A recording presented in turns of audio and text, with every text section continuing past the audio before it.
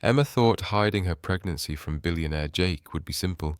Just work her last shift at his restaurant and disappear forever. But when she faints during the busiest dinner service, crashing into his arms right in front of the entire staff, her secret is exposed in the worst way possible. The father of her unborn child stares down at her with shock, anger, and something else she can't identify. What she did next shocked everyone. Before we begin, write in the comments what city you're watching from, and at the end, don't forget to rate this story from 0 to 10. Enjoy watching. The last shift. Emma stands in front of the employee bathroom mirror, her hands shaking as she ties her black apron around her waist. She pulls the fabric tight, trying to hide the small bump that has started to show at 4 months pregnant. Her reflection stares back at her, pale and nervous. "Just one more shift," she whispers to herself. "Then I disappear forever." She takes a deep breath and pushes through the bathroom door into the busy kitchen of Meridian, the most expensive restaurant in the city. The smell of garlic and wine fills the air, but instead of making her hungry like it used to, it makes her stomach turn. "Emma, table 12 is asking for you," calls Marcus, the head waiter, rushing past with a tray of champagne glasses. Emma nods and smooths down her uniform. Through the kitchen doors, she can see the dining room packed with wealthy customers in designer clothes. Crystal chandeliers cast warm light over white tablecloths and fresh flowers. This place has been her whole world for 2 years, but tonight it feels like a prison. She walks onto the restaurant floor, her heart racing when she spots Jake across the room. He's talking to a group of investors at the VIP section, his dark suit perfectly tailored to his tall frame. Even from 30 feet away, she can see the confidence in the way he moves, the authority in his voice. He owns this restaurant, along with 12 others across the country. He's a billionaire who could have any woman he wants. And somehow, 4 months ago, he wanted her. Emma touches her stomach through her apron, remembering that night. It was after the restaurant's anniversary party. Too much champagne, too many stolen glances across the room, and finally Jake cornering her in the wine cellar. His hands in her hair, his lips on hers, both of them knowing it was crazy but unable to stop. "You're glowing tonight, Emma," says Mrs. Chen, one of her regular customers at table 9. The older woman smiles warmly as Emma refills her water glass. Emma's heart stops. "Excuse me, you have this beautiful glow about you. Are you using a new skincare routine?" "Oh, just been getting more sleep," Emma lies, forcing a smile. Her hands are shaking so badly she almost drops the water pitcher. Mrs. Chen studies her face. "You know, my daughter had that exact same glow when she was pregnant with my first grandchild." The water pitcher slips from Emma's hands, crashing to the floor and sending water everywhere. The entire dining room turns to look at her. Emma's face burns with embarrassment as she drops to her knees, frantically trying to clean up the mess. "Emma!" The deep voice makes her freeze. She looks up to see Jake standing over her, his dark eyes filled with concern. He kneels down beside her, ignoring the expensive suit that's getting wet. "Are you okay?" he asks quietly, his hand gently touching her shoulder. Emma can't breathe. He's so close she can smell his cologne, the same scent that was on her skin the morning after their night together. "I'm fine," she manages to say, still picking up pieces of broken glass. Jake takes the glass from her hands and helps her stand up. His touch is gentle but firm, the way she remembers it. "You don't look fine. When's the last time you ate something?" "I said I'm fine, Jake." She pulls away from him, hating how her body still responds to his touch. 2 busboys appear to finish cleaning the mess, and Emma steps back. Jake's eyes search her face. "Why don't you take a break? Go sit in my office for a few minutes." "I don't need a break." Emma's voice comes out sharper than she intended. Several customers are still watching them, and she knows the restaurant gossip will spread quickly. "I need to get back to work." She turns to walk away, but Jake catches her wrist. "Emma, wait." The simple touch, sends electricity through her entire body. For a moment she's back in the wine cellar, his hands pulling her close, his voice whispering her name. But then, reality crashes back. He doesn't know about the baby. He doesn't know that in 5 months, everything in his perfectly controlled world will change forever. "I have tables to serve," she says, pulling her hand free. Jake lets her go, but she can feel his eyes following her as she walks back to the kitchen. Her co-worker Jessica is waiting by the coffee station, eyes wide with curiosity. "What was that about?" Jessica whispers. "Jake never comes out to help with accidents." "Nothing. He was just being nice." Emma grabs a fresh water pitcher, trying to act normal. "Emma, you know I've worked here for 3 years, right? I've never seen Jake look at any employee the way he was just looking at you." Emma's stomach clenches. "You're imagining things?" "Am I? Because from where I was standing, it looked like there's something going on between you two." "There's nothing going on," Emma snaps, louder than she meant to. Several kitchen staff turn to look at them. She lowers her voice. "Jake is my boss. That's it." Jessica raises her hands in surrender. Okay, I was just saying." Emma escapes back to the dining room, but she can still feel Jake's eyes on her from across the room. Every time she looks up, he's watching her with that intense stare that used to make her knees weak. Now it just makes her panic. She serves dinner to table 6, smiling and making small talk about the wine selection, but her mind is racing. After tonight, she'll never have to see Jake again. She's already given her notice, claiming she's moving back home to take care of her sick mother. It's a lie, but it's the only way she can think of to leave without raising suspicion. The plan is simple. Finish her shift, go home, pack her few belongings, and take the first bus out of the city in the morning. She has enough money saved to rent a small apartment somewhere far away, somewhere Jake will never find her. She'll raise their baby alone, and Jake will never have to know he's a father. As she refills wine glasses and takes dessert orders, Emma tries to memorize everything about this place. The sound of classical music playing softly in the background, the way the candles flicker on each table. The sight of Jake in his element, commanding respect from everyone around him. She's so lost in thought that she doesn't notice Jake approaching her station until he's right beside her. "Emma, can I see you in my office for a minute?" Her heart hammers against her ribs. "I'm in the middle of serving dessert." "It won't take long." His voice is gentle but firm, the tone he uses when he won't take no for an answer. Emma glances around the dining room. The dinner rush is slowing down, and most of her tables are finishing their meals. She can't think of a good excuse to refuse without seeming suspicious. "5 minutes, she says. Jake leads her through the kitchen and down a hallway to his private office. Emma has only been in here once before, the night she was hired. It's exactly like she remembers. Expensive leather furniture, floor-to-ceiling windows overlooking the city, and a massive desk covered in business papers. Jake closes the door behind them and turns to face her. In the quiet privacy of his office, Emma suddenly feels trapped. "You're not telling me something," Jake says, his dark eyes studying Emma's face. "I've watched you work for 2 years. I know when something is wrong." Emma's hands fidget with her apron strings. The office feels smaller than she remembers, and Jake's presence fills every corner of the room. "Nothing's wrong. I just had a clumsy moment out there." "Emma." Jake steps closer, and she can see the concern in his eyes. "You've been different for weeks. Quiet. Distant. You barely look at me anymore."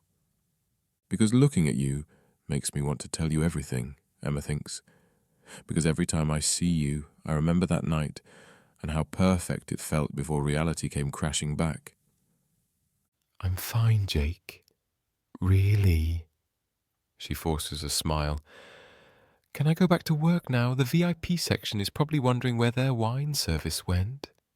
Jake studies her for another long moment, then nods reluctantly. "Go ahead.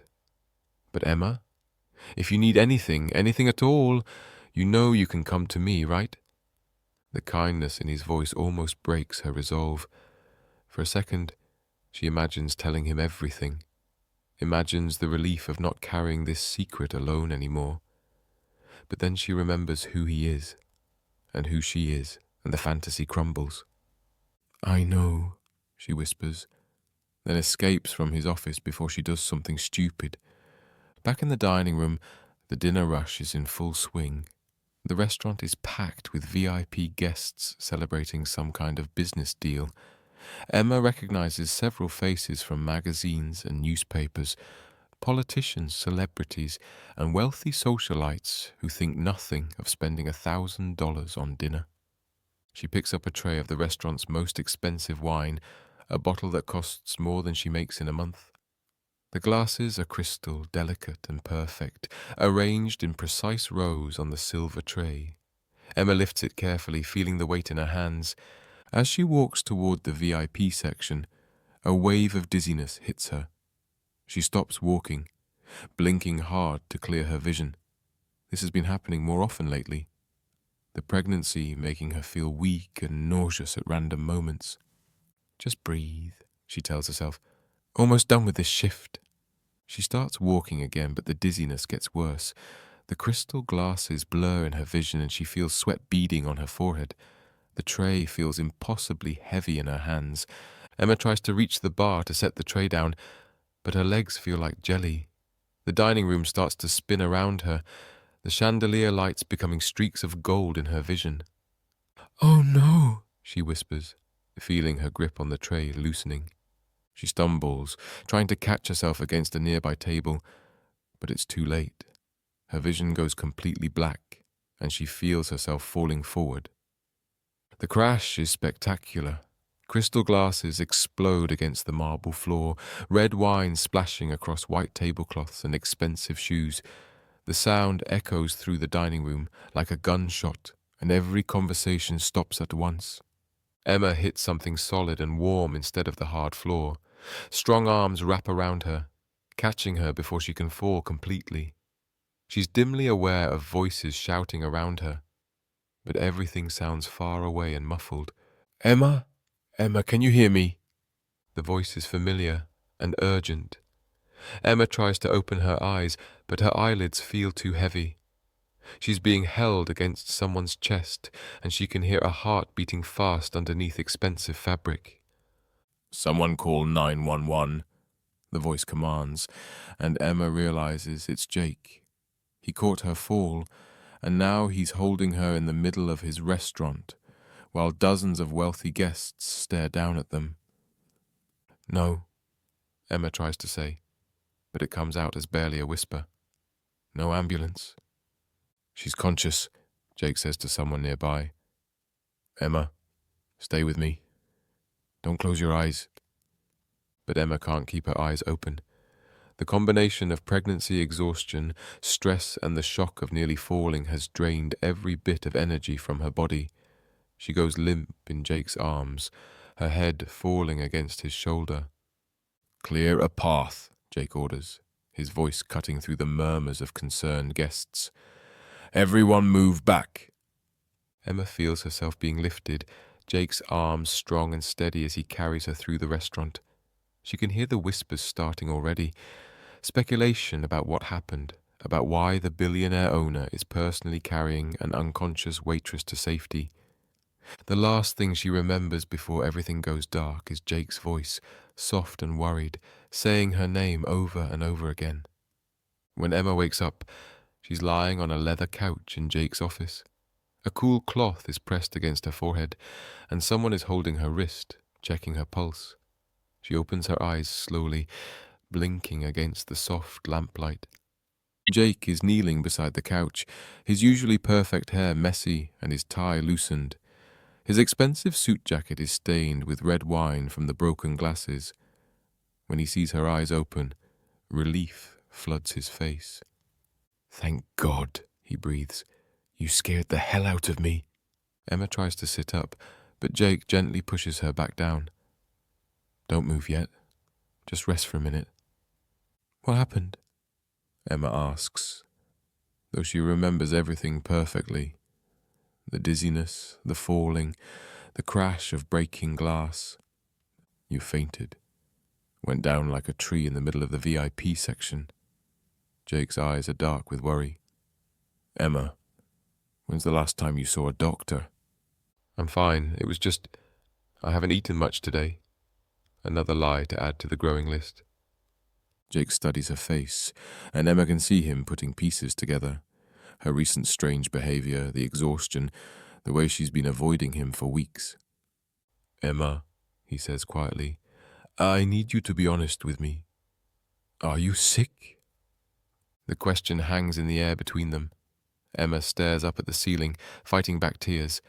She's so tired of lying, so tired of pretending everything is normal when her whole world has been turned upside down. I'm not sick, she finally says. Then what's wrong? And don't tell me nothing, because healthy people don't collapse while carrying wine trays. Emma closes her eyes, feeling the weight of her secret pressing down on her chest. In a few hours, she'll be gone forever. Jake will never see her again, never have to deal with the complications she's brought into his life. But right now, with him kneeling beside her with such genuine concern in his eyes, the lies feel too heavy to carry. Jake, she starts, then stops. Her hands move instinctively to her stomach, a protective gesture she's been making for weeks without realizing it. Jake's eyes follow the movement, and Emma sees the exact moment when understanding hits him. His face goes completely still, his dark eyes widening as he stares at her hands pressed against her abdomen. Emma, he says, his voice barely above a whisper. Are you? She can't say the words out loud, but she doesn't need to. The truth is written all over her face, in the way her hands are protecting her stomach, in the tears that are starting to fall down her cheeks. Jake sits back on his heels, running both hands through his hair. For a long moment, the only sound in the office is the distant noise of the restaurant continuing to operate beyond the closed door. How long? He asks finally. 4 months. Jake's face goes through a dozen different emotions, shock, disbelief, and something that looks almost like panic. He stands up abruptly and starts pacing behind his desk, his hands shaking as he loosens his tie completely. Emma sits up slowly, watching him process the news. She knows what he's thinking, that she's trying to trap him, that she wants his money, that this baby is some kind of scheme to get into his world permanently. Jake, I need you to know, she starts. 4 months, he interrupts, still pacing. 4 months, and you didn't think to tell me? I was going to disappear, Emma says quietly. After tonight. You never would have known. Jake stops pacing and stares at her. Disappear? What do you mean, disappear? I gave my notice 3 days ago. I was going to move away, start over somewhere else, raise the baby on my own. Without telling me I'm going to be a father? The pain in his voice surprises her. Emma expected anger, maybe relief that she was planning to handle everything herself. She didn't expect him to sound hurt. I thought it would be easier, she whispers, for both of us. The confession that changes everything. Jake stops pacing and turns to face Emma, his eyes burning with an intensity that makes her shrink back into the couch. Easier? His voice is dangerously quiet. You thought keeping my child a secret from me would be easier? Emma's hands tighten protectively over her stomach. Jake, you don't understand. No, you don't understand. He crosses the room in 3 quick steps and kneels down beside the couch again, his face inches from hers. I had a right to know, Emma. From the moment you found out, I had a right to know. What right? Emma's voice breaks. You're a billionaire with restaurants all over the country. I'm a waitress you slept with once after too much champagne. What exactly did you think was going to happen? Jake's face softens slightly at her words, but his eyes remain intense. What I think doesn't matter. What matters is that there's a baby, our baby, and you were planning to disappear without giving me a choice about being involved. Emma tries to sit up straighter, but the movement makes her dizzy again. Jake immediately reaches out to steady her, his hands gentle on her shoulders. Don't move too fast, he says, his voice automatically shifting to concern. You just fainted. The tenderness in his touch almost undoes her. This is exactly why she couldn't tell him. Because when Jake cares about something, he takes control completely. And Emma can't afford to let him take control of this. How long have you known? Jake asks, settling back on his heels, but staying close enough to catch her if she falls again. Emma stares down at her hands. I suspected about 6 weeks ago. Got it confirmed 4 weeks ago. 6 weeks? Jake runs his hands through his hair, making it even messier. You've known for 6 weeks, and you didn't say anything. Not a word. What was I supposed to say? Emma's voice rises despite her exhaustion. Hey, Jake, remember that night in the wine cellar? Well, surprise, you're going to be a father. Yes. Jake's voice explodes through the office. That's exactly what you were supposed to say. They stare at each other in the sudden silence, both breathing hard. Emma can hear her heart pounding in her ears, and she wonders if Jake can hear it too. You don't get it, Emma says finally, her voice barely above a whisper. You live in a different world than I do. Your family probably has more money than I'll see in 10 lifetimes. What am I supposed to do with that? How am I supposed to fit into your life? Jake's expression shifts, confusion replacing some of the anger. Who said anything about fitting into my life? Come on, Jake. You think I don't know how this works? Rich guy gets poor girl pregnant, and suddenly she's a problem to be managed. I've seen the movies. This isn't a movie, Emma. This is real life. My real life, your real life, and now a baby that's going to be both of ours, whether we like it or not. Emma feels tears starting to build behind her eyes again. I was trying to make it simple. I handle everything on my own. You never have to worry about it. Simple? Jake stands up abruptly, his composure finally cracking completely. You think finding out I have a child I've never met is simple? You think wondering for the rest of my life what my own kid looks like, sounds like, whether they're happy or healthy or safe, you think that's simple? The raw emotion in his voice stops Emma cold. She's been so focused on protecting herself and the baby from his world that she never considered what her plan would do to him. I didn't think you'd care, she admits quietly. Jake stares at her like she just spoke a foreign language. You didn't think I'd care about my own child? I didn't think you'd care about a child with me. The words come out in a rush, all her insecurities spilling out at once. We had one night, Jake. One perfect, crazy night that probably meant nothing to you. Why would you want to be tied to me for the rest of your life because of a mistake? A mistake? Jake's voice is so quiet, it's almost dangerous. Is that what you think our baby is? A mistake? Emma realizes her poor choice of words immediately. No, that's not what I meant. Then what did you mean? Emma takes a shaky breath, trying to find the right words. I meant that sleeping together was probably a mistake. We both had too much to drink, and you're my boss, and it never should have happened. Jake is quiet for a long moment, studying her face. When he speaks again, his voice is carefully controlled. Is that really what you think? That I only slept with you because I was drunk? Emma can't meet his eyes. Wasn't it? No, Emma. It wasn't. Jake moves closer to the couch again, and when she looks up, his expression is more serious than she's ever seen it.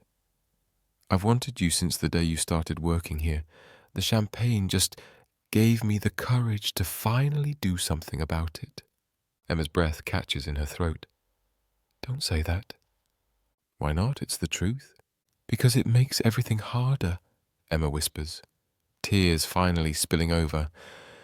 Because I can't handle falling for you when I know this is all going to end badly. Jake reaches out and gently wipes a tear from her cheek with his thumb. Who says it has to end badly? Jake, be realistic. You're worth hundreds of millions of dollars. I can barely afford rent. Your family's going to hate me. Your business associates are going to think I'm a gold digger. And the press is going to have a field day with this story. I don't care about any of that. You will, Emma says sadly. Once the shock wears off and you realize what this means for your life, you'll care. Jake is quiet for a moment, his thumb still tracing across her cheek. What do you want from me, Emma? Right now, in this moment, what do you want? The question catches her off guard. Emma has spent so much time thinking about what Jake might want, what his family might expect, what the world might think, that she hasn't really considered what she wants for herself. I want our baby to be safe and loved, she says finally. I want to be able to provide for them without having to worry about money every month. And I want... She trails off, unable to finish the thought. What? What do you want? I want you to love them, Emma admits, her voice breaking. Even if you can't love me, I want you to love our baby. Jake's hand stills on her face, and for a moment, Emma thinks she's said too much. But then he leans forward and presses his forehead against hers, his eyes closing. Emma, he whispers, I'm terrified that I'm going to screw this up. I'm terrified that I don't know how to be a father, or how to take care of you and a baby. But the one thing I'm not terrified of is loving this child. That part is going to be easy. Emma closes her eyes too, feeling some of the tension leave her body for the first time in weeks. Really? Really? Jake pulls back to look at her again. But Emma, I need you to promise me something. What? No more running away. No more plans to disappear. Whatever we figure out together. Can you promise me that? Emma stares into his dark eyes, seeing sincerity and determination there. She thinks about her packed bags at home, about the bus ticket she already bought for tomorrow morning, about how much easier it would be to just stick to her original plan. But then she thinks about what Jake just said, that he's wanted her since her first day at work, that he's not afraid to love their baby. Maybe she's been wrong about everything. Maybe there's a chance this could actually work. I promise, she whispers. Jake's relief is visible, his shoulders relaxing for the first time since she told him about the pregnancy. Good. That's good. But then his expression changes, becoming more businesslike. Emma recognizes the shift immediately. It's the same look he gets when he's solving a problem at the restaurant. We need to figure out logistics, he says, already starting to pace again. Medical care, living arrangements, financial support. Jake, slow down. I'll call my lawyer in the morning, get some paperwork drawn up for child support and custody arrangements, and we should probably set up a meeting with my accountant to discuss... Jake, stop. Emma struggles to sit up straighter, alarm bells going off in her head. What are you doing? He stops pacing and looks at her like the answer should be obvious. I'm making sure you and the baby are taken care of. By calling lawyers and accountants? Emma, this is what I do. I solve problems, I make plans, I take care of things. Emma feels her heart sinking as she watches Jake transform from the worried, emotional man who just touched her face so gently into the calculating businessman she's watched operate for 2 years. I'm not a problem to be solved, Jake, she says quietly. But he's already reaching for his phone, his mind clearly racing with plans and arrangements that don't include asking her what she actually wants or needs. The billionaire's ultimatum. Jake pulls out his phone and starts scrolling through his contacts, completely focused on his screen. I'll call Richard. He's the best family lawyer in the city. We can have papers drawn up by tomorrow afternoon. Emma watches in growing horror as Jake transforms into the ruthless businessman she's observed from across the restaurant floor. Gone is the tender man who just wiped away her tears. In his place is someone treating her pregnancy like a hostile takeover. Child support should be straightforward, Jake continues, pacing behind his desk while he talks. I'll set up a trust fund, maybe start with $5 million as a base amount. That should cover medical expenses, education, living costs. $5 million? Emma's voice comes out as a squeak. It's a starting point. We can adjust as needed. Jake barely glances at her as he dials a number. Richard? It's Jake Morrison. I need you to come in early tomorrow. Family law matter, very urgent. Emma struggles to stand up from the couch, her legs still shaky from fainting. Jake, hang up the phone. He holds up one finger, signaling her to wait while he continues his conversation. Yes, custody arrangements, visitation schedules, the whole package. I'll need everything bulletproof and ironclad. Jake! Emma's voice cuts through his conversation, sharper than she intended. Jake looks at her in surprise, the phone still pressed to his ear. Richard, let me call you back. He hangs up and turns to face her. What's wrong? What's wrong? Emma stares at him in disbelief. You just spent 5 minutes talking about me like I'm not even in the room. I'm trying to take care of you. By calling lawyers without asking me what I want? By setting up trust funds and custody schedules like you're negotiating a business deal? Jake's expression shifts to confusion. Emma, I'm trying to make sure you and the baby have everything you need. Isn't that what you want? What I want is for you to talk to me, not about me. Emma takes a shaky step toward his desk. I'm the mother of your child, not some problem that needs to be managed by your legal team. I never said you were a problem. Then why are you treating me like one? Emma's exhaustion is making her emotional, tears threatening again. You found out about the baby 20 minutes ago, and you're already making decisions about our lives without including me in any of them. Jake sets his phone down on the desk, his business mask slipping slightly. I'm just trying to do the right thing here. The right thing according to who? Your lawyers? Your accountants? Emma crosses her arms over her chest. Did it occur to you to ask me what I think the right thing is? Okay. Jake sits down in his desk chair, giving her his full attention for the first time since he started making phone calls. What do you think the right thing is? Emma realizes she doesn't have a good answer. She's been so focused on running away from this situation that she hasn't really thought about what she'd want if she stayed. I don't know, she admits, but I know it's not having your lawyer draw up papers before we've even talked about what we both want. Jake runs his hands through his hair, leaving it completely disheveled. Emma, I have no idea what I'm doing here. I've never been in this situation before. Neither have I. But maybe we could figure it out together, instead of you just taking over? I'm not taking over. I'm trying to protect you. From what? From having to worry about money or medical bills, or any of the practical stuff that comes with having a baby. Jake's voice is earnest, like he genuinely doesn't understand why she's upset. I can afford to take care of everything. Why wouldn't I? Emma sinks into the chair across from his desk, suddenly understanding the disconnect between them. Because when you take care of everything, it means I don't get to take care of anything. It means I become completely dependent on you. Would that be so bad? Yes, Emma says without hesitation. It would be terrible. Jake looks genuinely hurt by her answer. Why? Because what happens when you get tired of taking care of me? What happens when you meet someone more suitable? Someone from your world who actually belongs in your life? Emma's voice gets quieter as she voices her deepest fear. What happens to me and our baby when you decide we're not worth the trouble anymore? That's not going to happen. You don't know that. You can't promise that. Emma leans forward in her chair. Jake, you've known about this baby for less than an hour. You haven't had time to think about what it really means, what it's going to cost you, not just financially, but socially, personally. Jake is quiet for a moment, and Emma can see him really considering her words for the first time since she told him about the pregnancy.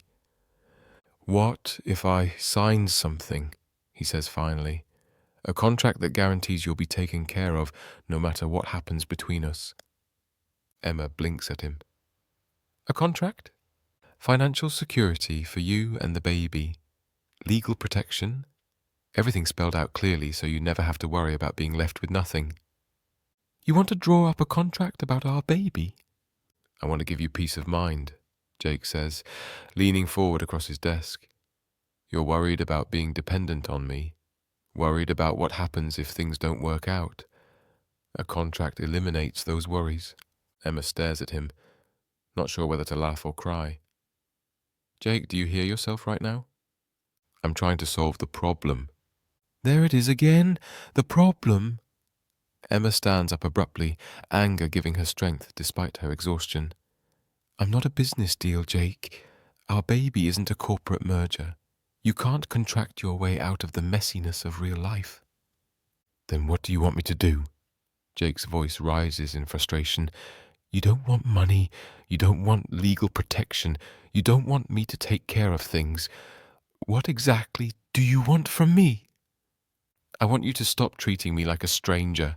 Emma's voice cracks with emotion. I want you to stop talking about custody arrangements and trust funds and start talking about what this actually means. We're having a baby, Jake. A tiny person who's going to need both of us to love them and protect them and figure out how to be parents together. Jake falls silent, her words hitting him like a physical blow. He looks down at his hands, then back up at her face. I'm scared, he admits quietly. The simple confession stops Emma's anger in its tracks. What? I'm terrified, Jake continues, his voice barely above a whisper. I don't know how to be a father. I don't know how to be in a relationship. I run restaurants and make business deals and solve problems with money and lawyers because that's what I know how to do. But this? Taking care of you and a baby. I have no idea how to do that without screwing it up. Emma sinks back into her chair, seeing Jake clearly for the first time since she told him about the pregnancy. Under all the business talk and legal arrangements, he's just as scared as she is. You think I know what I'm doing? She asks softly. I'm 25 years old. I live in a studio apartment, and I've never even held a newborn baby. I'm terrified too. They sit in silence for a moment, both processing the enormity of what they're facing together. So what do we do? Jake asks finally. I don't know, Emma says honestly, but maybe we start by admitting that neither of us has all the answers. And maybe we stop making big decisions when we're both emotional and exhausted. Jake nods slowly. That makes sense. I should go home, Emma says, though the thought of going back to her empty apartment and facing her packed bags feels overwhelming. Are you okay to drive? You did just faint. Emma realizes she doesn't have a car. She took the bus to work like she always does. I'll call a cab. I'll drive you. Jake stands up immediately. It's the least I can do. Jake, you can't leave the restaurant. You have a dining room full of VIP guests. Marcus can handle it. Jake's voice is firm. I'm not letting you take a cab home alone after what happened tonight. Emma wants to argue, but she's too tired to fight anymore. Okay. Thank you. As Jake grabs his keys and heads toward the door, he pauses and turns back to her. Emma, for what it's worth, I never thought of you as a stranger, and I definitely don't think of our baby as a problem to be solved. Emma meets his eyes across the office. Then what do you think of us as? Jake is quiet for a long moment, his expression serious and thoughtful. I think of you as the woman who's carrying my child, he says finally. And I think our baby is the most important thing that's ever happened to me when the past comes back. The drive to Emma's apartment is quiet, the city lights blurring past the windows of Jake's expensive car. Emma sits in the passenger seat, still feeling dizzy and emotionally drained from everything that happened at the restaurant. Jake keeps glancing over at her, his hands gripping the steering wheel tighter than necessary. Turn left at the next light, Emma says softly, directing him toward her neighborhood. Jake follows her directions, but she can see him taking in the surroundings, the older buildings, the narrow streets, the obvious difference between this area and the upscale district where his restaurant is located. Emma feels a familiar wave of embarrassment about the gap between their worlds. It's the blue building on the right, she says when they reach her street. Jake parks in front of her apartment building and turns off the engine. For a moment they both sit in silence, neither sure what to say or do next. Emma, Jake starts, his voice hesitant. About what I said in the office, about the contracts and lawyers. I'm sorry.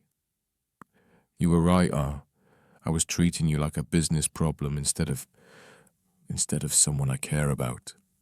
Emma looks over at him, surprised by the sincerity in his voice. You care about me?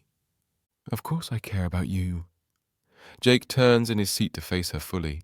I know I have a terrible way of showing it, but yes, I care about you. And I care about our baby. The words make Emma's chest tight with emotion. Jake, there's something I need to tell you. Something that might change how you feel about all this. What do you mean? Emma takes a deep breath, steeling herself for what she has to say.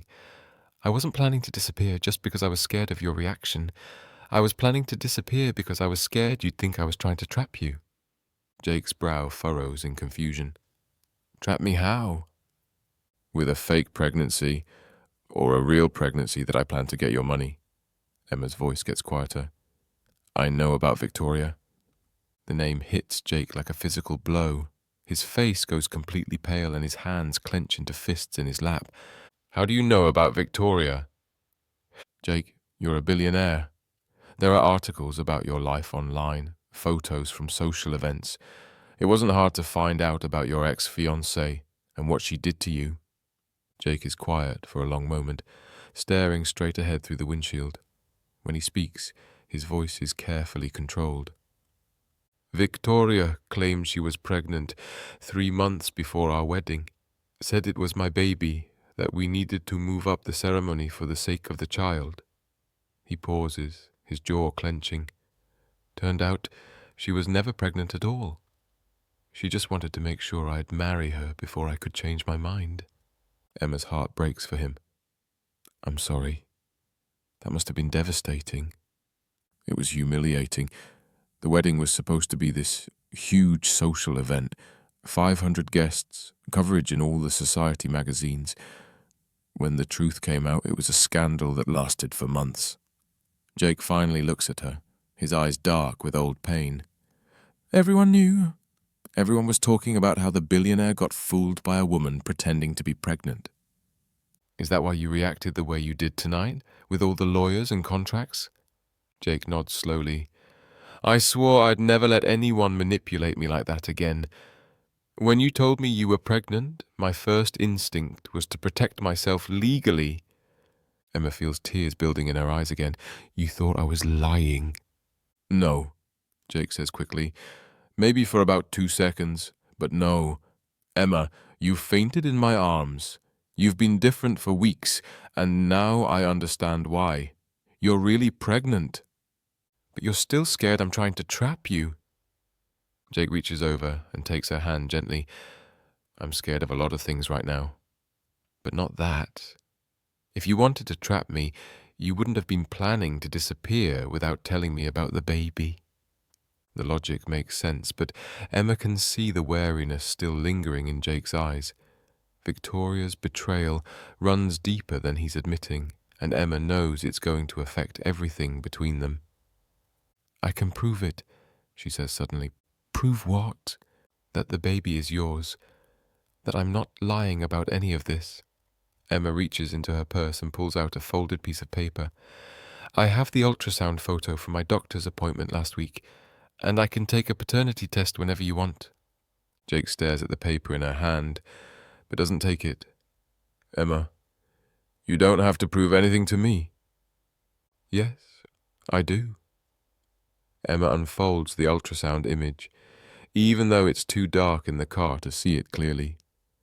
Because until you're completely sure, there's always going to be doubt between us.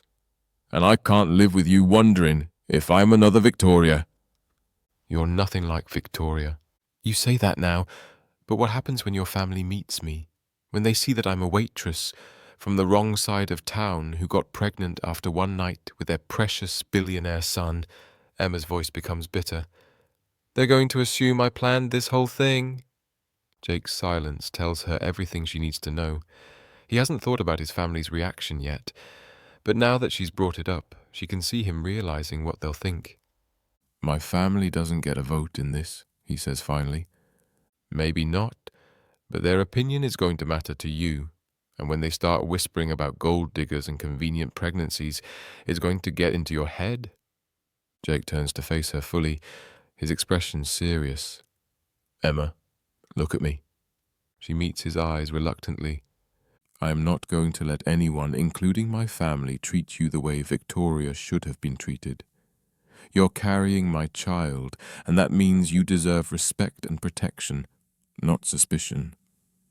The words are exactly what Emma wants to hear, but she can see the uncertainty in Jake's eyes. He means what he's saying right now, but they both know that good intentions don't always survive family pressure and social expectations. I want to believe you, Emma whispers. Then believe me. Emma looks down at the ultrasound photo in her hands. Take the test anyway. What? Take the paternity test, not because I think you don't trust me, but because I want to remove any doubt completely. I want your family and your lawyers and anyone else who questions this to have proof that our baby is yours. Jake studies her face in the dim light from the street lamps. If that's what you want, we'll do it. Emma nods, feeling some of the tension leave her shoulders. Good. They sit in comfortable silence for a moment, both processing the heaviness of their conversation. I should go inside, Emma says eventually. It's been a long night. Are you going to be okay? You still look pale. I'll be fine. I just need some rest. Jake gets out of the car and walks around to open her door, a gesture that surprises Emma with its old-fashioned courtesy. He helps her out of the passenger seat, his hand steady on her arm. Thank you, she says as they reach the front door of her building. For the ride and for listening tonight. Emma, wait. Jake catches her wrist gently as she starts to unlock the door. There's something else I need to tell you. She turns to face him, noting the serious expression on his face. What Victoria did to me, the whole fake pregnancy thing, it messed me up pretty badly. Made me paranoid about women's motives, made me build walls to protect myself. Jake's voice is quiet but steady. I don't want those walls to hurt you or our baby. But I need you to understand that sometimes I'm going to react badly to things, not because I don't trust you, but because old habits die hard. Emma nods, understanding what he's trying to say.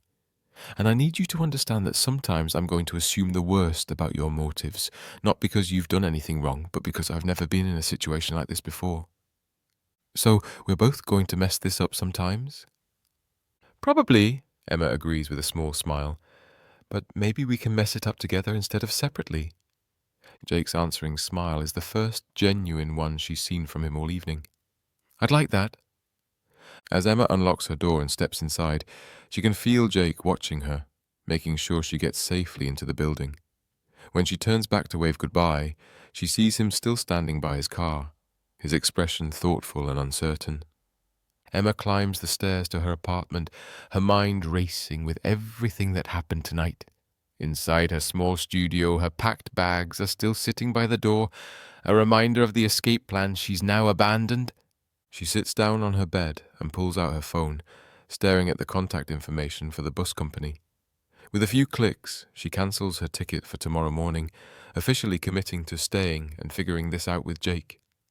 But as she looks around her tiny apartment and thinks about Jake's world of expensive restaurants and family lawyers, Emma can't shake the feeling that she's making a mistake. Victoria might have lied about her pregnancy, but she was right about one thing. She and Jake come from completely different worlds, and Emma is starting to wonder if love and good intentions are enough to bridge that gap. The doctor's office truth. 3 days later, Emma sits in the waiting room of Dr. Sarah Chen's office, her hands fidgeting with the strap of her purse. The prenatal clinic is busy this morning, filled with pregnant women in various stages and their partners. Emma tries not to stare at the couples holding hands, whispering excitedly about baby names and nursery colours.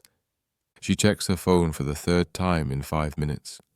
Jake said he'd be here by 10:30, and it's already 10:40. Part of her wonders if he changed his mind about coming, if the reality of a doctor's appointment made everything too real for him. The door opens, and Jake walks in wearing a dark suit that probably costs more than Emma makes in 6 months. Several people in the waiting room turn to look at him. He has that commanding presence that draws attention wherever he goes. His eyes scan the room until he finds Emma, and she sees relief cross his face. "Sorry I'm late," he says, sitting down in the chair next to her. "Traffic was murder, and I couldn't find parking." It's okay, they're running behind anyway. Emma glances around the waiting room, suddenly very aware of how many people are staring at them. Jake looks completely out of place among the casual clothes and excited families. "How are you feeling?" Jake asks, his voice softer than usual. "Nervous," Emma admits. "This is the first appointment where someone else will be in the room with me." Jake nods, understanding what she means. "Are you okay with me being here? If you'd rather do this alone." "No," Emma says quickly. "I want you here. I don't know what to expect." They sit in awkward silence for a moment, both hyper-aware of the other couples around them, who seem so comfortable and natural together. Emma and Jake feel like strangers pretending to be something they're not. "Emma Rodriguez?" a nurse calls from the doorway. Emma stands up, her legs feeling shaky. Jake follows her, and the nurse smiles at both of them. "Both parents today? That's wonderful. Right this way." They follow the nurse down a hallway lined with baby photos and pregnancy posters. Emma can feel Jake taking everything in, the cheerful decorations, the sounds of heartbeats coming from various rooms, the reality of what they're about to experience together.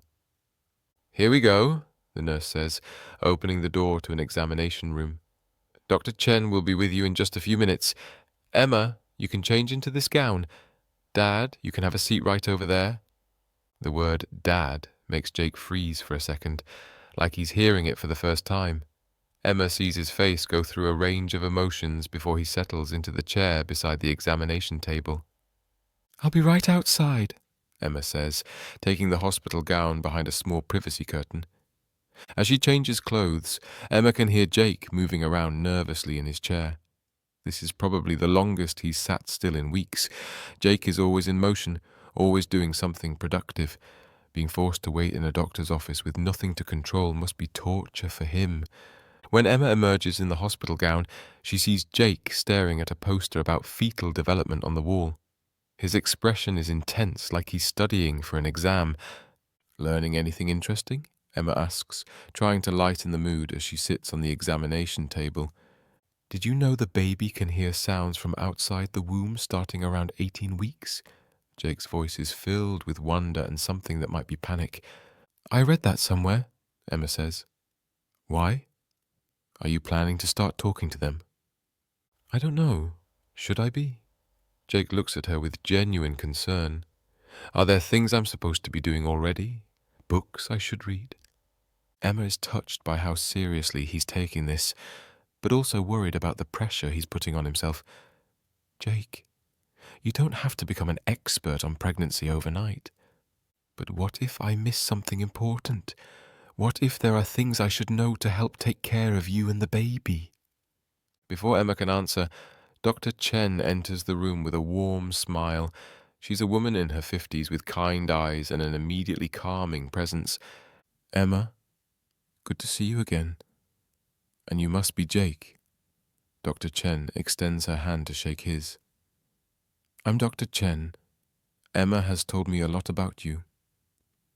Jake looks surprised. "She has?" "All good things," Dr. Chen assures him with a knowing smile. "Now, shall we take a look at this baby?" Emma lies back on the examination table, and Dr. Chen begins setting up the ultrasound machine. Jake watches every move intently, like he's trying to memorize the process. "This might be a little cold," Dr. Chen warns, as she applies gel to Emma's exposed belly. Emma tenses slightly at the cold sensation, and without thinking, Jake reaches out and takes her hand. The gesture is so natural and protective that Emma's breath catches. She looks at their joined hands, then up at Jake's face. He's staring at her stomach with an expression of awe and terror. "Here we go," Dr. Chen says, pressing the ultrasound wand against Emma's skin. The monitor fills with grainy black and white images that mean nothing to Jake but everything to Emma. She's seen this before, but it still takes her breath away every time. "There's your baby," Dr. Chen says, pointing to a shape on the screen. Jake's grip on Emma's hand tightens. That's really our baby?" "That's really your baby," Dr. Chen confirms. "About 19 weeks along, developing perfectly. Would you like to hear the heartbeat?" Emma nods, and Dr. Chen adjusts something on the machine. Suddenly the room fills with a rapid, rhythmic sound. Thump, thump, thump, thump, thump, thump. Jake's face goes completely white. He stares at the monitor, then at Emma's stomach, then back at the monitor.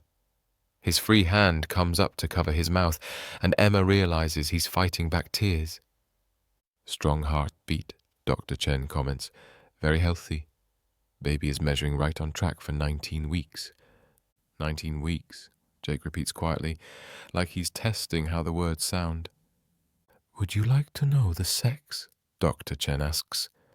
"I can see pretty clearly from this angle." Emma looks at Jake. They haven't discussed this, haven't talked about whether they want to know or wait to be surprised. "What do you think?" Jake is still staring at the monitor, completely mesmerized by the sight of their baby.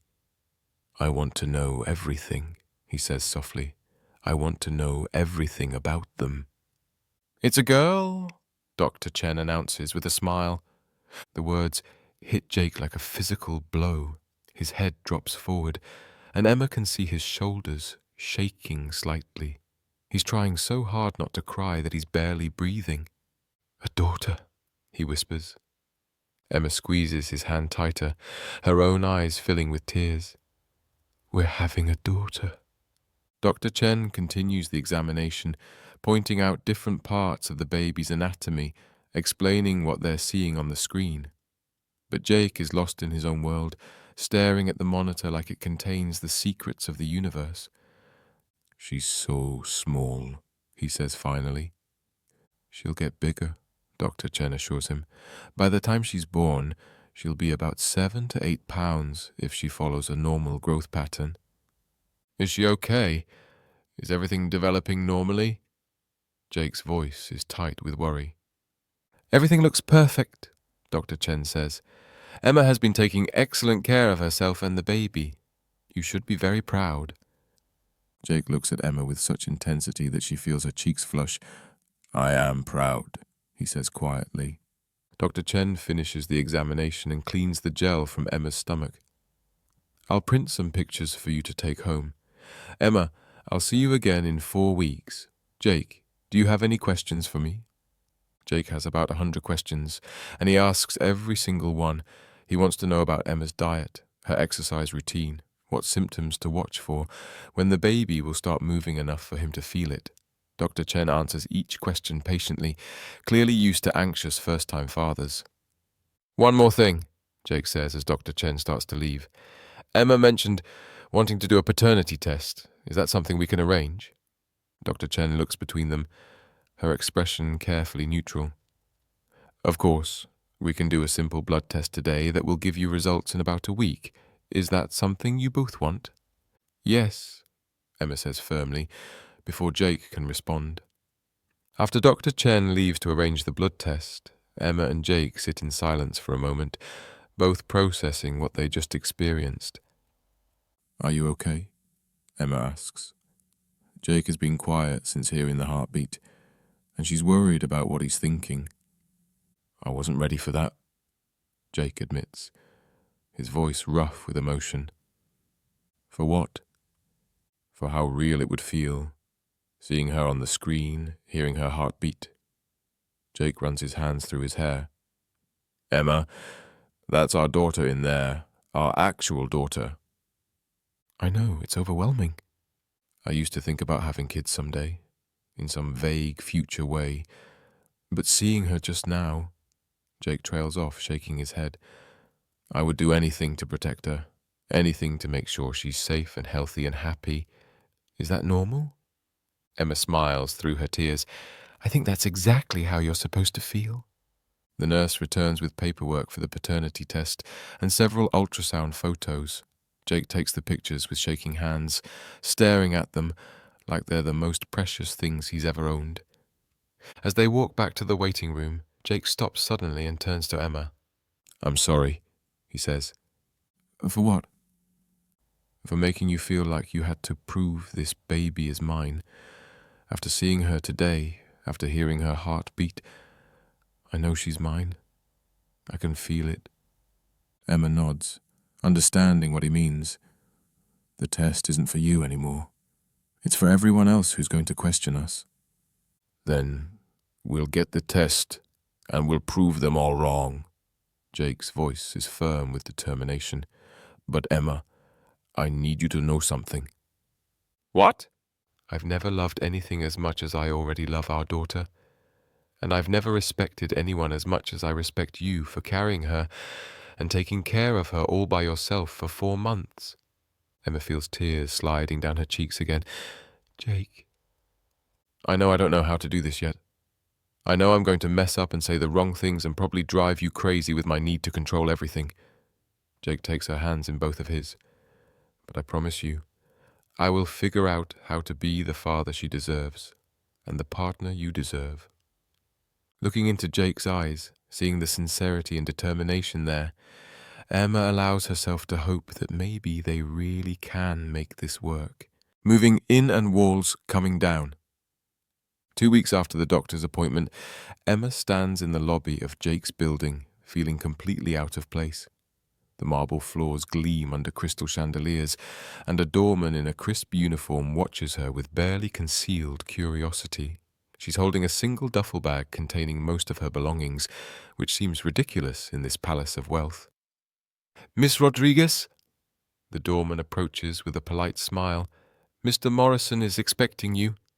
I'll take you up to the penthouse. Emma follows him to an elevator that requires a special key card to access the top floor. As they rise through the building, Emma's stomach churns with nerves that have nothing to do with her pregnancy. The elevator opens directly into Jake's apartment, and Emma's breath catches. Floor-to-ceiling windows offer a panoramic view of the city, and the space is bigger than her entire apartment building. Everything is sleek and modern, decorated in blacks and greys with expensive-looking art on the walls. Emma. Jake appears from what looks like a kitchen the size of her old living room. He's wearing jeans and a casual shirt, but he still looks like he belongs in a magazine spread. How was the move? Easy when you only own 1 bag of stuff, Emma says, trying to keep her voice light. Jake's expression grows concerned. Is that really all you brought? Emma nods, suddenly embarrassed about how little she owns compared to the luxury surrounding her. I don't need much. We can get you whatever you need. Clothes, furniture for your room, anything that would make you more comfortable. My room? Jake leads her down a hallway lined with expensive artwork. I set up the guest room for you. It has its own bathroom and a great view of the park. He opens a door to reveal a bedroom that's twice the size of her old apartment, with a king-sized bed and its own sitting area. Jake, this is too much. It's just temporary, he says quickly, until we figure out a more permanent arrangement. I thought you'd be more comfortable having your own space. Emma sets her bag on the pristine white bedspread, feeling like she's going to contaminate something just by being here. What kind of permanent arrangement? I don't know yet. Maybe a house with a yard for the baby to play in when she's older. Or we could stay here and convert one of the other bedrooms into a nursery. Jake runs his hand through his hair.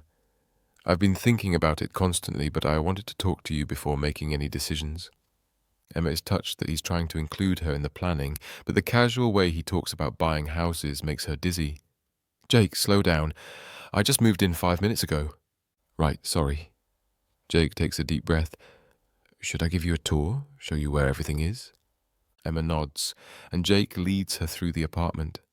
There's a formal dining room that could seat 12 people, a living room with furniture that probably costs more than she made in a year, and a kitchen with every gadget imaginable. Everything is perfectly clean and organized, like a museum display. "Do you actually cook?" Emma asks, running her hand along the marble countertop.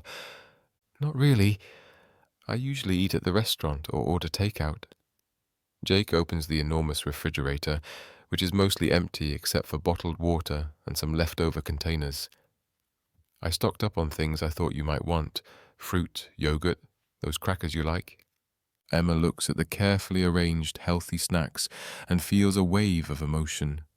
Jake has been paying attention to what she eats, remembering her preferences from their brief interactions at the restaurant. "Thank you," she says softly. "Are you hungry now? I could make you something, or we could order from wherever you want." "I'm okay for now. Maybe just some water?" Jake immediately gets her a glass of water, hovering nearby like he's worried she might collapse again. Emma can see the tension in his shoulders, the way he's trying so hard to take care of her without knowing exactly how. "Jake, you don't have to wait on me. I'm pregnant, not helpless." "I know, He trails off, looking frustrated with himself. "I want to make sure you're comfortable here." Emma looks around the pristine apartment, then back at Jake's anxious face. "Can I ask you something?" "Of course." "Have you ever lived with anyone before? I mean, besides family?" Jake shakes his head. "Victoria stayed over sometimes when we were engaged, but she had her own place. This apartment has always been just mine." Emma nods, understanding why he seems so nervous. "Well, I've never lived anywhere this nice before, so we're both out of our comfort zones." They stand in the kitchen for a moment, both trying to figure out how to navigate this new living arrangement. The space between them feels charged with uncertainty and unspoken expectations. "Should we set some ground rules?" Jake asks finally. "What kind of rules?" "I don't know. About space, about privacy, about—" Jake gestures vaguely between them. "About whatever this is that we're doing." Emma sits down on one of the bar stools at the kitchen island, grateful to take the weight off her feet. "Okay. Rule 1. Separate bedrooms. No expectations about anything romantic or physical." "Agreed," Jake says, though Emma thinks she sees a flicker of disappointment cross his face. "Rule 2. We're doing this for the baby, not because we're playing house or pretending to be a couple." "Right, for the baby." Jake sits down across from her. "Rule 3. We both get to have opinions about decisions that affect our daughter." "Fair." "Rule 4. No major purchases or changes without discussing them first. I don't want to wake up one morning and find out you've bought a house without telling me." Jake has the grace to look embarrassed. "That's probably a good rule." They sit in silence for a moment, the weight of their formal arrangement settling between them. Emma wonders if this is how business partners feel when they're trying to merge their lives without getting emotionally involved. "This is weird, isn't it?" Emma says finally. "Very weird," Jake agrees. "But maybe weird is okay for now." That evening, Emma sits on the couch in Jake's living room, trying to read a pregnancy book while Jake works on his laptop at the dining room table. They're sharing the same space but carefully maintaining their distance, like two strangers who happen to be temporarily coexisting. Emma's stomach growls loudly, and she realizes she hasn't eaten since breakfast. She looks toward the kitchen, then at Jake, who's completely absorbed in whatever he's working on.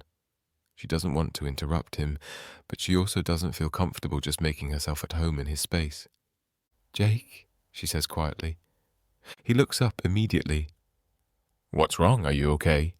"I'm fine. I was just wondering, would it be okay if I made myself something to eat?" Jake stares at her like she'd just asked if she could breathe his air. "Emma, this is your home now. You don't need to ask permission to eat." "It doesn't feel like my home. It feels like I'm a guest in your museum." Jake closes his laptop and comes over to sit on the other end of the couch. "What can I do to make it feel more like home?" Emma looks around the perfect, sterile apartment. "I don't know, maybe some pictures that aren't abstract art, a throw pillow that isn't grey or black, some sign that actual humans live here." "You want to redecorate?" "I want it to feel lived in, like a place where a baby could actually grow up and be happy.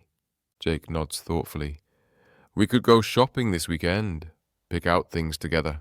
Jake, I can't afford to shop for furniture that goes in a place like this. I didn't mean you had to pay for it. I meant we could choose things together that you'd like. Emma feels the familiar tension that comes up whenever money becomes part of the conversation. I don't want you buying me a bunch of expensive things, even if those things would make you more comfortable living here. Emma doesn't have a good answer for that. She wants to feel at home, but she also doesn't want to become financially dependent on Jake in ways that go beyond basic necessities. Can we talk about something else? She asks. Of course. What do you want to talk about? Emma realizes she doesn't actually know much about Jake beyond his work and his wealth. Tell me something about yourself that I don't know. Like what? Anything. What did you want to be when you were a kid? What's your biggest fear? What makes you laugh? Jake thinks for a moment. When I was 8, I wanted to be a chef. Not a restaurant owner, just a cook. I used to watch cooking shows and try to recreate the recipes in my mom's kitchen. What happened to that dream? My father told me that cooking was a job for people who couldn't do anything else, that I was smart enough to own restaurants, not work in them. Jake's voice is matter-of-fact, but Emma can hear the old hurt underneath. That's terrible. It's just how my family thinks. Everything is about status and power and building wealth. The idea of me wanting to create something with my hands instead of my mind was disappointing to them. Emma studies Jake's face, seeing him differently than she did before. Do you still cook? Sometimes. Late at night when I can't sleep, I'll make something simple, nothing fancy. Will you cook for me sometime? Jake looks surprised by the request. You'd want me to? I'd love that. They talk for another hour, sharing stories about their childhoods and their dreams. Emma learns that Jake is terrified of heights, despite living on the top floor of a skyscraper, and that he's read every Harry Potter book at least 5 times. Jake learns that Emma wanted to be a teacher before she had to drop out of college to take care of her sick grandmother, and that she's never been outside the state where she was born. As the night gets later, Emma finds herself getting drowsy on the couch. The combination of pregnancy exhaustion and the emotional weight of the day is catching up with her. You should go to bed, Jake says gently, noticing her eyelids getting heavy. I'm okay, Emma protests, but even as she says it, she's curling up against the arm of the couch. Emma, you're exhausted. Go get some real sleep in an actual bed. But Emma is already drifting off, lulled by the warmth of the apartment and the surprising comfort of Jake's presence. She's dimly aware of him moving around, and then she feels a soft blanket being draped over her. Sleep well, Jake whispers, and Emma falls asleep to the sound of his footsteps moving quietly away. When she wakes up 6 hours later, Emma is still on the couch, but there's a pillow under her head and a note on the coffee table that says, Breakfast is in the fridge whenever you're ready. J. For the first time since moving in, Emma allows herself to think that maybe this arrangement might actually work. The family that judges. Emma is in the kitchen making breakfast when she hears the elevator chime at 9 o'clock on Saturday morning. She looks toward the living room, confused. Jake went for a run 20 minutes ago and said he'd be gone for at least an hour. Jake, did you forget your key? She calls out, but there's no response. Instead, she hears voices, multiple voices, all speaking in the crisp, educated tones of people who are used to being listened to. Emma's stomach drops as she realizes that Jake's family has arrived unannounced. She looks down at her outfit, yoga pants, one of Jake's old t-shirts that she borrowed because it's comfortable, and fuzzy slippers. Her hair is pulled back in a messy bun, and she has no makeup on. This is exactly how she didn't want to meet Jake's wealthy family for the first time. Jacob, a woman's voice calls imperiously. Are you here?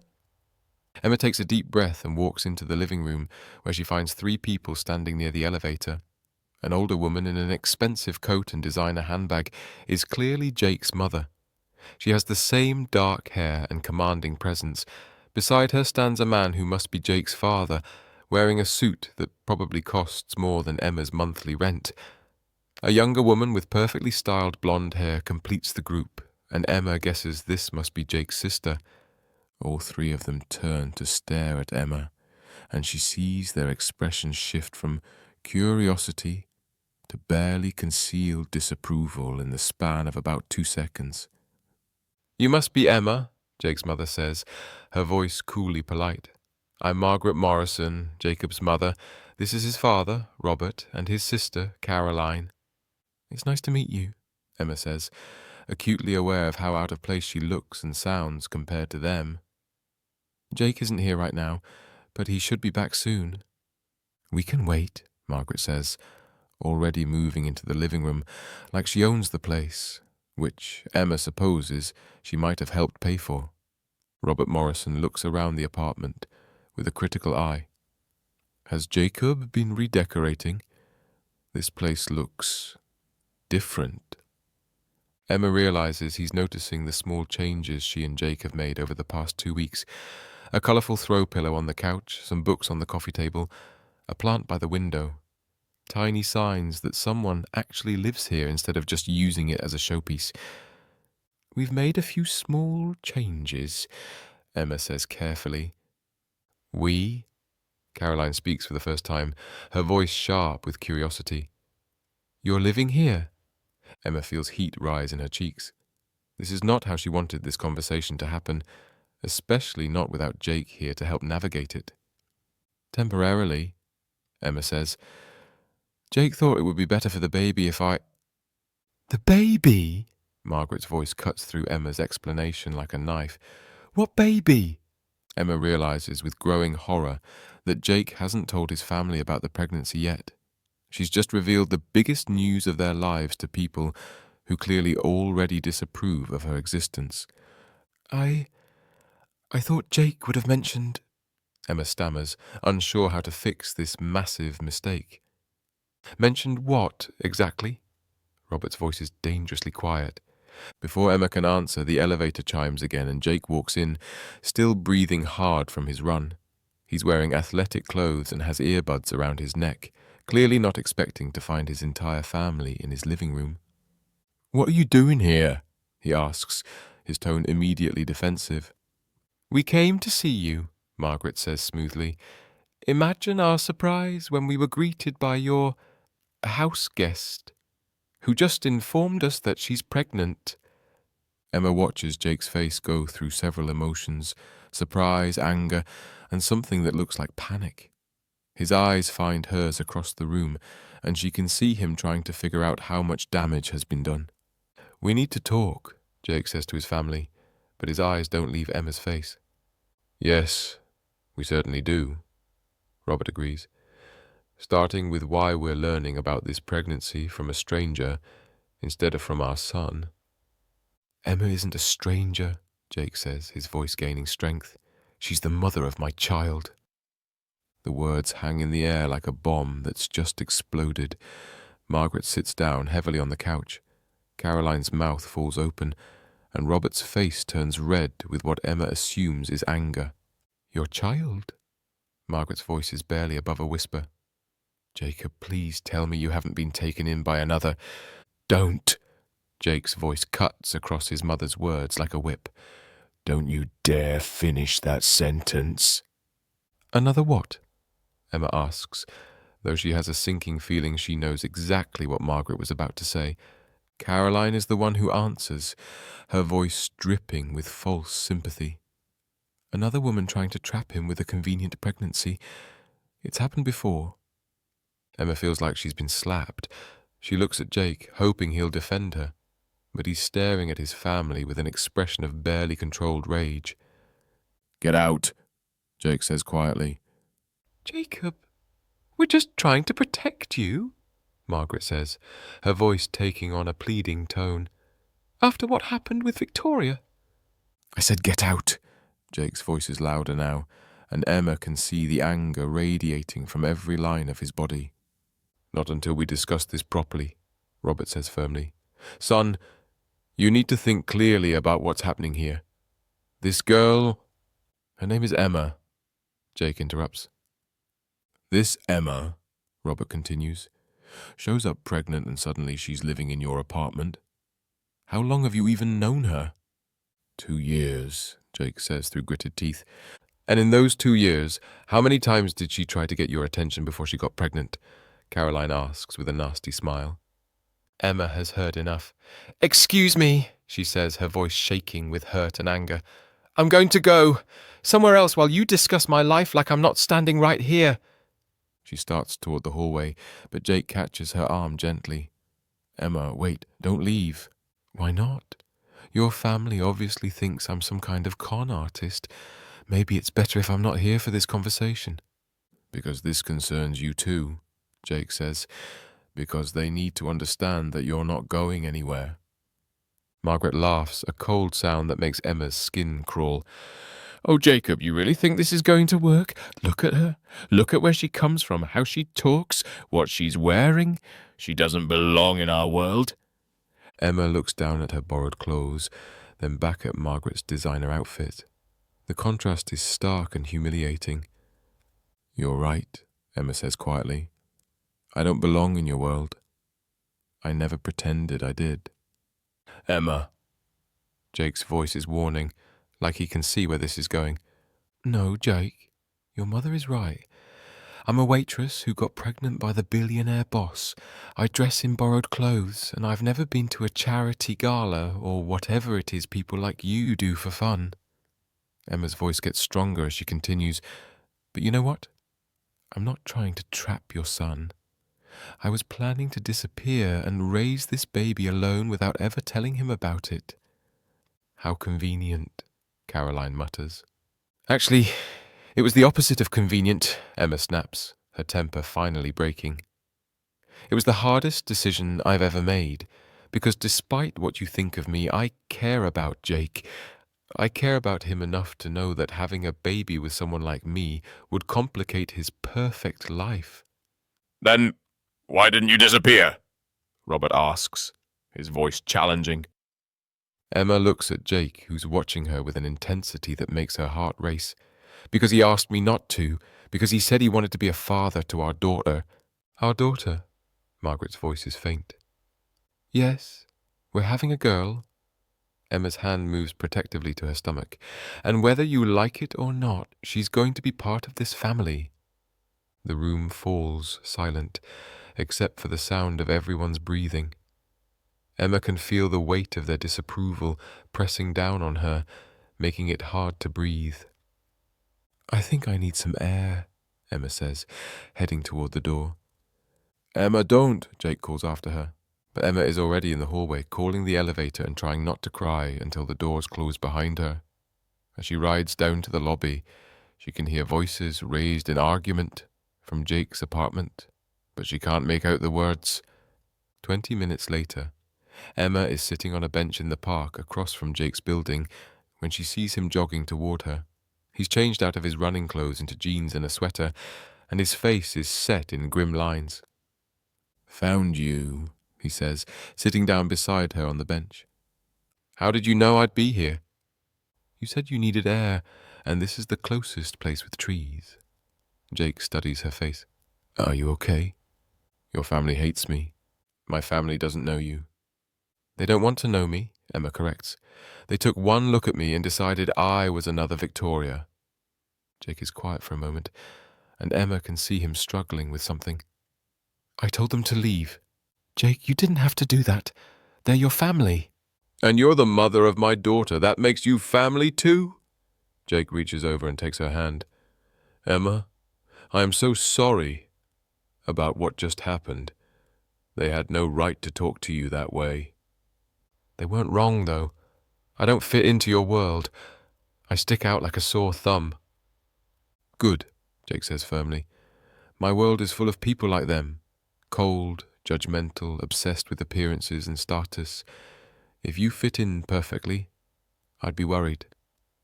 Emma looks at him in surprise. Really? Really? Emma, do you know what I heard when you were talking to my family in there? A waitress getting way too comfortable with people who are way out of her league. I heard a woman defending herself and our daughter with more dignity and strength than I've seen from anyone in my family in years. Jake's voice is full of admiration. I heard someone who cares more about doing what's right than about what people think of her. Emma feels tears building behind her eyes again. Your mother thinks I'm trying to trap you. My mother thought the same thing about Victoria, and she was actually right about that one. It just made her paranoid about everyone who comes after. So what happens now? Do you choose between me and your family? Jake is quiet for a long moment, staring out at the park where children are playing and couples are walking hand in hand. Emma, my family has money and influence and social connections, but you know what they don't have. What? Love.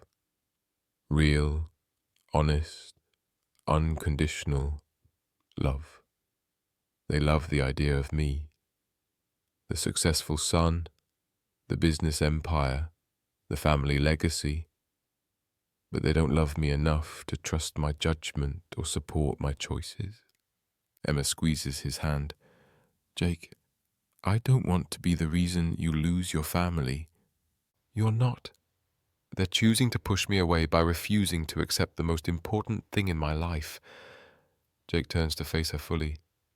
Emma, you and our daughter are my family now. Everyone else is just going to have to figure out how to deal with that. Looking into Jake's eyes, seeing the certainty and determination there, Emma allows herself to believe that maybe they really can build something together, with or without his family's approval. The almost goodbye. 3 days after the disaster with Jake's family, Emma sits on her bed in Jake's guest room, staring at the suitcase she's just finished packing. Outside, rain pounds against the floor-to-ceiling windows, matching the storm of emotions churning in her chest. She's been replaying Margaret Morrison's words over and over in her mind. Look at her. Look at where she comes from, how she talks, what she's wearing. She doesn't belong in our world. The worst part is that Margaret was right. Emma doesn't belong here, and pretending otherwise is just going to hurt everyone in the long run, especially their daughter. Emma picks up her phone and scrolls to the bus station website. There's a bus leaving for Portland at 6 a.m. tomorrow morning. She could disappear just like she originally planned, raise the baby somewhere far away, where Jake's family can't look down on them. A soft knock on her bedroom door interrupts her thoughts. Emma, can I come in? Jake's voice is gentle, but Emma can hear the exhaustion in it. He's been trying to give her space since the confrontation with his family, but she knows he's worried about how quiet she's been. Come in, Emma says, quickly closing her laptop. Jake opens the door and stops short when he sees the packed suitcase on her bed. His face goes pale, and for a moment, he just stares at the evidence of her plans. You're leaving, he says quietly. I think it's for the best. For who? Jake steps into the room, his eyes never leaving her suitcase. For me? For you? For our daughter? Emma stands up and crosses her arms defensively. For everyone. Your family was right, Jake. We're from different worlds, and trying to force this to work is just going to make everyone miserable. My family doesn't get to decide what's best for us. Don't they, though? Emma's voice rises with frustration. Jake, you saw how they looked at me. You heard what they said. Do you really want to spend the rest of your life defending your choice to be with someone they see as beneath you? I don't care what they think. You say that now, but what about in 5 years? What about when our daughter is old enough to understand that her grandparents think her mother is trash? Emma feels tears starting to build behind her eyes. What about when she starts asking why Daddy's family doesn't want to see us at Christmas? Jake moves closer, his expression pained. Emma, my family will come around. They just need time to... To what? To accept that their perfect son knocked up the help? Emma shakes her head. Jake, I've seen how this story ends. I won't be tolerated or pitied or treated like some charity case you're stuck with. Is that really what you think this is? Isn't it? Emma gestures around the expensive bedroom. You took me in because I'm pregnant with your baby. You're being responsible, doing the right thing. But we both know that if I wasn't carrying your child, you never would have looked at me twice. Jake stares at her like she just slapped him. That's not true. Jake, be honest. Before that night in the wine cellar, did you even know my name? Jake opens his mouth to answer, then closes it again. The silence stretches between them, and Emma feels her heart breaking. That's what I thought, she whispers. Emma, wait. That's not... It's complicated. No, it's really not. You're a billionaire, I'm a waitress. You were drunk, I was convenient. Now there's a baby, so you're trying to make the best of an impossible situation. Emma turns away from him, unable to look at his face anymore. Your family just said out loud what everyone is thinking. Everyone isn't thinking that. I'm not thinking that. Emma feels a tear slide down her cheek. What are you thinking, Jake? Really? Jake is quiet for a long moment, and when Emma turns around, she sees him staring at her suitcase with an expression of pure devastation. I'm thinking that I'm terrified you're going to disappear and take our daughter with you, he says finally. I'm thinking that I've never felt as helpless as I did watching my family tear you apart. And I'm thinking that I'm falling in love with you, and I have no idea how to make you believe that it has nothing to do with the baby. Emma's breath catches in her throat. Don't say that. Why not? It's the truth. Because it makes everything harder. Emma wipes her eyes with the back of her hand. Because I can't tell if you really mean it, or if you're just trying to convince yourself that this situation is something it's not. Jake crosses the room and gently takes her hands in his. Emma, look at me. She meets his eyes reluctantly. I've been attracted to you since your first day at the restaurant. I've watched you handle difficult customers with grace, work double shifts without complaining, and light up the entire dining room with your smile. I've wanted to ask you out probably 50 times, but I never did because you work for me and I didn't want to put you in an uncomfortable position. Emma searches his face, looking for any sign that he's lying. Then why that night? Why the wine cellar? Because you were leaving. You'd given your notice, so the boss-employee thing wasn't going to be an issue anymore. And because I'd had just enough champagne to work up the courage to finally tell you how I felt. You were going to ask me out. I was going to ask you to dinner, somewhere nice, somewhere we could talk without the restaurant chaos around us. I wanted to see if there was something real between us. Jake's thumbs trace across her knuckles. But then you quit before I could say anything. And that night at the party was my last chance. Emma feels her resolve wavering. Jake, I know my family made you feel like you don't belong in my world. But Emma, my world is cold and empty and full of people who only care about status and money. You don't belong in that world because you're too good for it. You're too real, too honest, too warm. Your mother thinks I'm a gold digger. My mother thinks anyone who isn't from our social circle is a gold digger. She thought the same thing about Victoria, and Victoria actually was from our world. She just wanted more of it. Jake steps closer. Emma, if you were really after my money, you would have told me about the pregnancy immediately. You would have demanded financial support and legal rights and all the things a real gold digger would go after. Maybe I'm just a really bad gold digger. Jake's mouth quirks up in a small smile. The worst. You're terrible at it. Despite everything, Emma finds herself smiling back. I should probably work on that. Please don't. I like you exactly the way you are. Jake's expression grows serious again. Emma, I can't promise that my family will ever fully accept us, but I can promise that their opinion doesn't matter to me anymore. You and our daughter are what matter. Emma looks down at their joined hands, feeling the warmth of his touch and the sincerity in his words. I'm scared, Jake. I'm scared of loving you and then losing you. I'm scared of our daughter growing up feeling like she doesn't belong anywhere. She'll belong with us. We'll make our own family, our own traditions, our own world where she's loved and accepted exactly as she is. Emma meets his eyes again. And what about us? What happens when the excitement of having a baby wears off and you realize you're stuck with someone who doesn't fit into your life? Then I guess I'll have to change my life to fit around you, Jake says simply. Emma, I don't want the life I had before.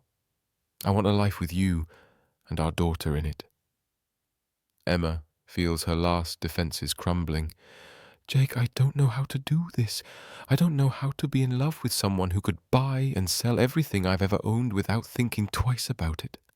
And I don't know how to be in love with someone who makes me want to be a better person than I've ever been. Jake lifts one hand to cup her cheek. But maybe we can figure it out together. Emma closes her eyes, leaning into his touch. What if we mess it up? Then we'll mess it up together.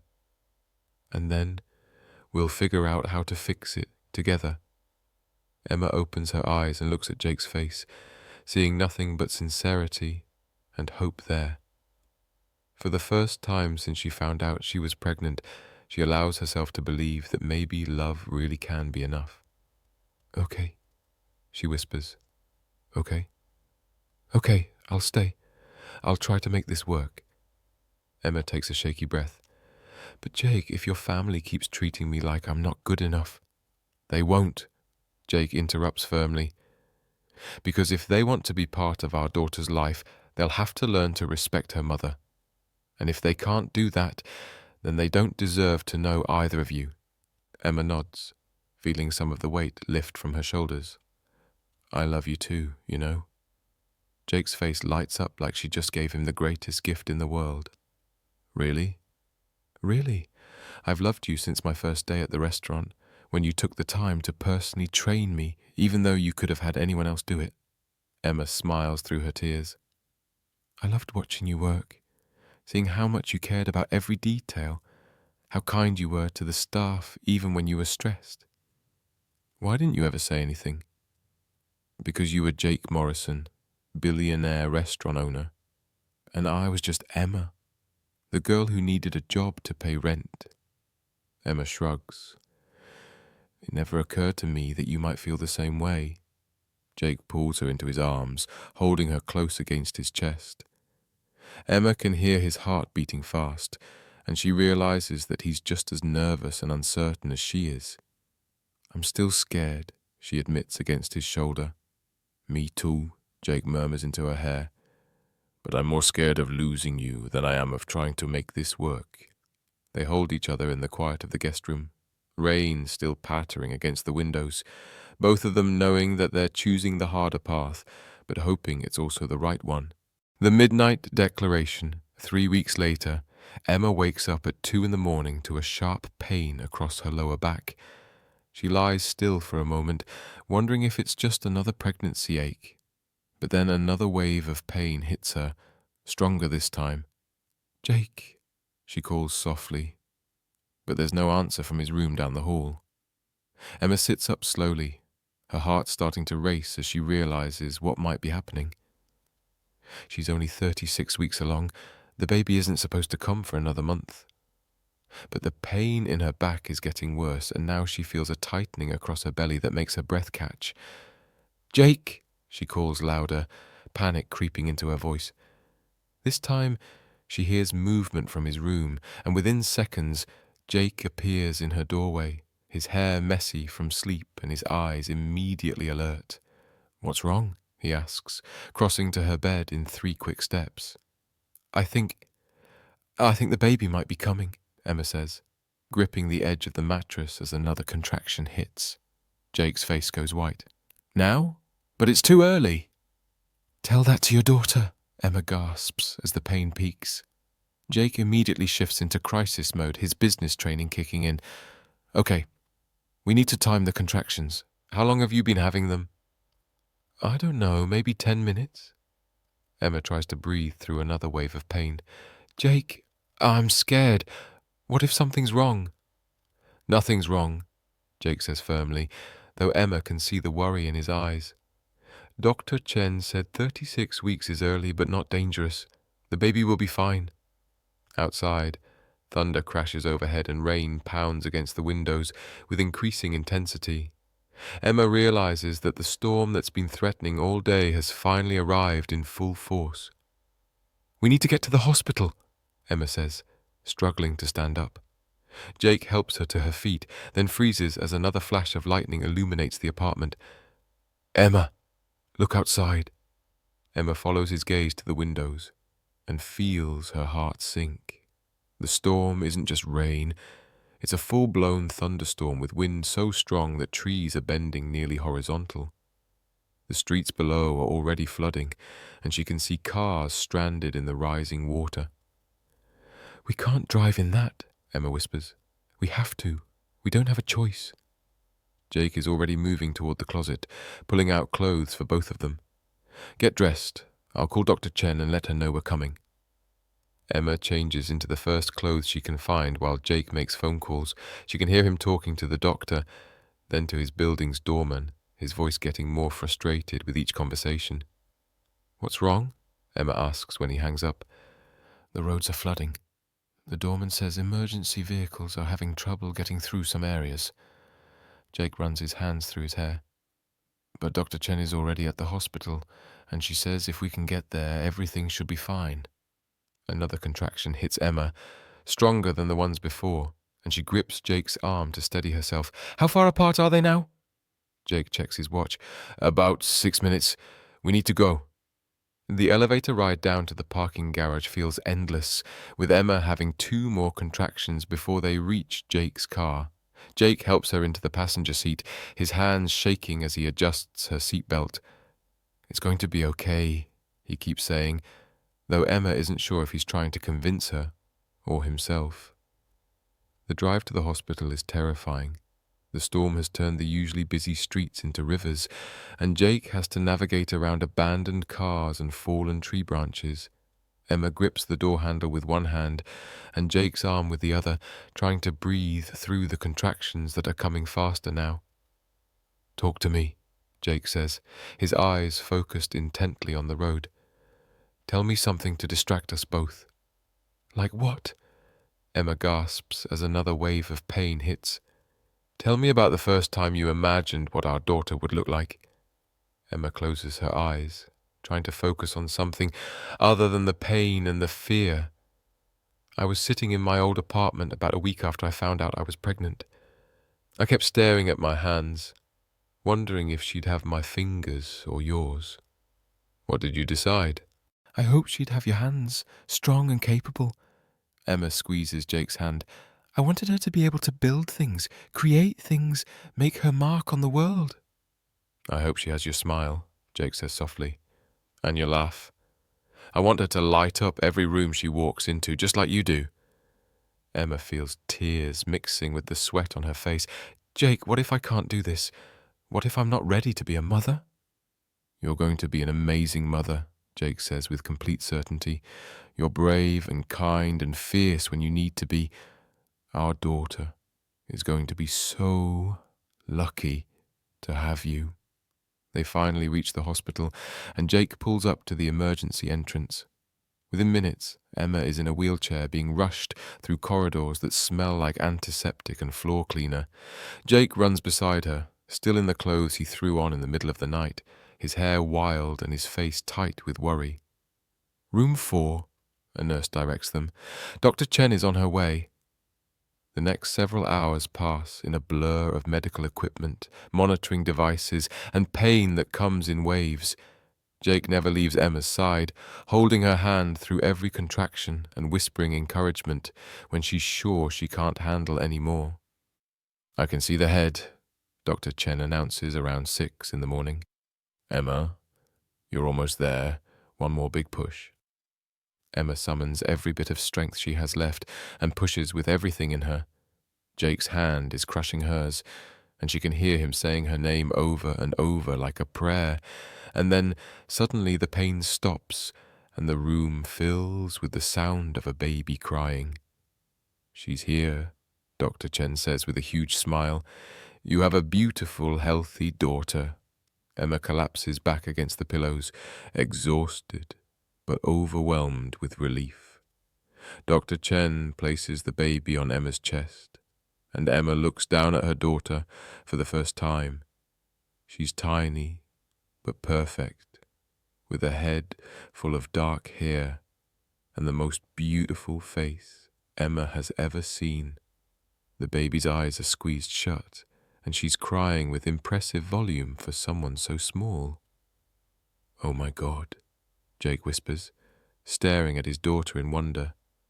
"Emma, look at her. She's perfect." Emma looks up at Jake and sees tears streaming down his face. His expression is one of pure awe and love, like he's witnessing a miracle. "Do you want to hold her?" Emma asks. Jake nods but looks terrified. "What if I drop her?"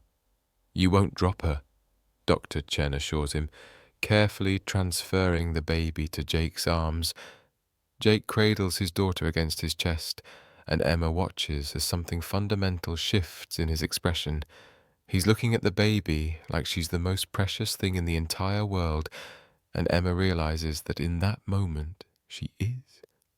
"Hi, sweetheart," Jake whispers to the baby, his voice rough with emotion. "I'm your daddy. I've been waiting to meet you for so long." The baby stops crying and seems to turn toward the sound of his voice. Jake's breath catches, and he looks at Emma with tears still flowing down his cheeks. "She knows me," he says in amazement. "Of course she knows you. She's been hearing your voice for months." Emma reaches out to touch the baby's tiny hand. "What should we call her?" Jake looks down at his daughter, then back at Emma.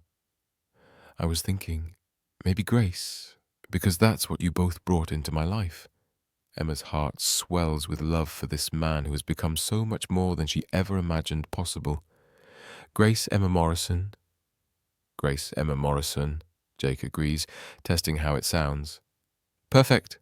Dr. Chen finishes her examinations and declares that both mother and baby are healthy, despite the early arrival. As the medical staff clears out and the room becomes quiet, Emma and Jake sit together with their daughter, all three of them exhausted but complete. "Emma," Jake says softly, shifting baby Grace so he can look at both of them. "There's something I need to tell you." "What?" Jake takes a deep breath, his expression serious, despite the joy of the moment. "I know we've been taking things slow, figuring everything out as we go, but holding our daughter, seeing you bring her into this world, I can't wait anymore." Emma's heart starts beating faster. "Jake, I love you, Emma. Not because you're the mother of my child, not because it's convenient or the right thing to do. I love you because you're brave and honest, and you make me want to be the kind of man our daughter can be proud of." Jake's voice is steady and sure. "I want to marry you. I want us to be a real family, not just two people trying to make the best of an unexpected situation." Emma stares at him, overwhelmed by the magnitude of what he's saying. "Are you asking me to marry you?" "I'm telling you that I want to spend the rest of my life loving you and raising our daughter together. If that's what you want too, then yes, I'm asking you to marry you." Emma looks down at baby Grace, sleeping peacefully in Jake's arms, then back at Jake's face. And she sees nothing but love and sincerity there, and she realizes that all her fears about not belonging in his world don't matter anymore. They've created their own world, right here in this hospital room. "Yes," she whispers. "Yes, yes, I'll marry you. Yes, I want to be a real family. Yes, I love you more than I ever thought possible." Emma reaches up to touch Jake's face. "And yes, I think Grace is the most beautiful name in the world." Jake leans down and kisses her softly, carefully, while their daughter sleeps between them. When they break apart, Emma realizes that this is the moment her real life begins. Not the moment Grace was born, but the moment she said yes to building a future with the man she loves. "I can't believe this is really happening," Emma says, looking at her small family with wonder. "Believe it," Jake says, his voice full of certainty and love. "This is our life now. This is our family." As the sun rises outside the hospital windows, Emma, Jake, and baby Grace Morrison begin their first day as a complete family, knowing that whatever challenges they face, they'll face them together. Don't forget to rate this story and subscribe if you want more love stories like this one.